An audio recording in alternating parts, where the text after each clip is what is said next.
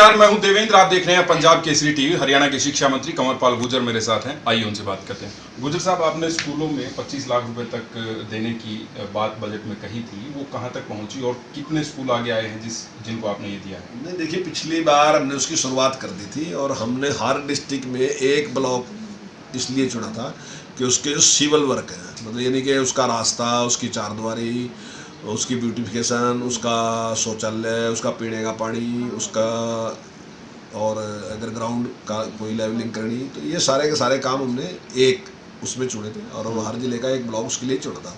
दूसरा एक ब्लॉक हमने इसके लिए चुना था ड्यूल टैक्स के लिए, कि अगर कोई भी स्कूल है उसमें पूरे ड्यूल टैक्स उसमें देना, तो एक एक ब्लॉक हमने दोनों का उसका चुना था और उसमें दोनों में हमने काम किया।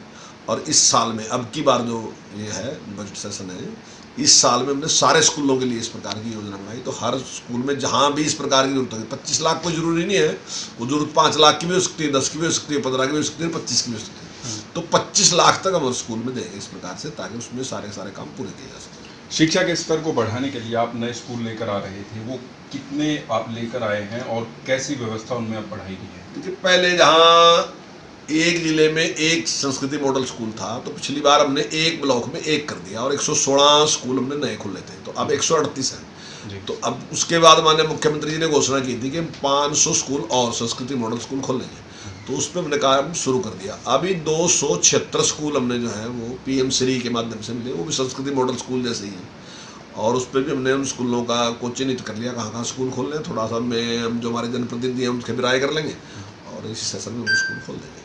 पिछली बार एक अभियान चलाया था सरकारी स्कूलों में दाखिला बढ़ाने के लिए, अब की बार भी क्या उसका फायदा मिला? नया सेशन शुरू हो चुका है। देखिए, अभी दाखिले शुरू हैं और अभी इसके बाद ही पता चलेगा कितने दाखिले हमारे बड़े हैं, लेकिन हमारी सारी व्यवस्था जो है वो काफ़ी अच्छी है। और आने वाले टाइम में हमारे पास टीचरों की भर्ती हम करने लग रहे हैं, तो आने वाले टाइम में जो टीचरों की पहले कमी रहती थी वो भी नहीं रहेगी।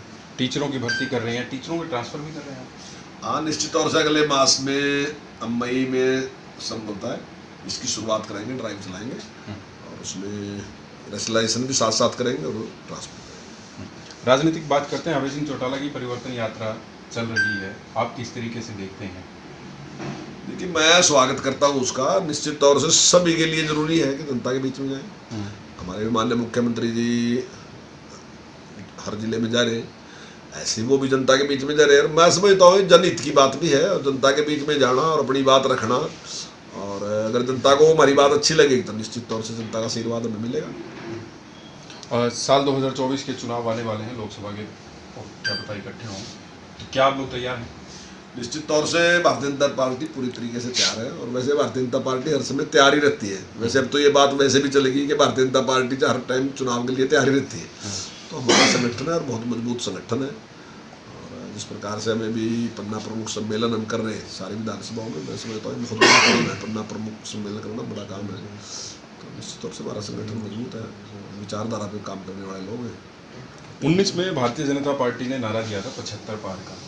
अब उदय भान कांग्रेस के प्रदेश अध्यक्ष नारा दे रहे हैं 80 पार कांग्रेस जाएगी, कैसे देखते हैं? देखिए, अपने कार्यकर्ताओं का उत्साह बढ़ाने के लिए कुछ ना कुछ तो घोषणा करनी पड़ेगी। 80 पार तक, अब मैं ये इस बात से वो हूँ कि भाई 80 पार तक कहीं नारा दिया, कहीं 100 से आगे निकल देते लेकिन ऐसी स्थिति है नहीं कांग्रेस की कि कांग्रेस 80 पार तक पहुँच जाएगी, क्योंकि जिस प्रकार का भेदभाव कांग्रेस ने बड़े शासनकाल में किया ना, तो लोग अभी तक उसको भूले नहीं।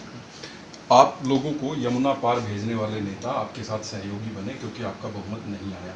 क्या आने वाले चुनावों में उनका साथ आप लगातार रखेंगे या फिर ये चुनावों तक ही?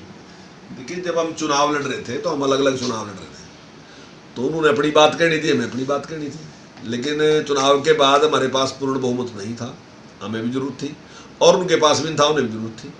हमने एक कॉमन मिनिमम प्रोग्राम बनाया और उस पर हमने अपनी सरकार बनाई और हम उस पर काम कर रहे हैं। अब आने वाले टाइम में चुनाव की बात जो आप कह रहे हैं, देखिए, वो चुनाव से पहले हमारा कोई गठबंधन नहीं था, वो उसका होता है जिसका पहले गठबंधन हो। अब इसमें तो हाईकमान की मर्जी है कि जिस प्रकार का फैसला हाईकमान लेगा अब उसको बनेगा। इनेलो पार्टी के नेताओं की तरफ से लगातार कहा जा रहा है कि हम किसी के साथ भी गठबंधन के लिए तैयार हैं, इस सरकार को पलटने के लिए, शासन को बदलने के लिए हम किसी के साथ भी जा सकते हैं। आप इन बयानों को कैसे देखते हैं? अभी ताकत तो नहीं पलटने की किसी को भी अभी कोई इसी प्रकार की ताकत नहीं है कि किसी को पलट देंगे या कुछ कर देंगे। तो मैं समझता हूँ खाली बयानबाजी है, इसका कोई आधार मुझे लगता नहीं है आज की तारीख में। चलिए बहुत बहुत शुक्रिया। हरियाणा के शिक्षा मंत्री कंवरपाल गुर्जर मेरे साथ हैं। नमस्कार।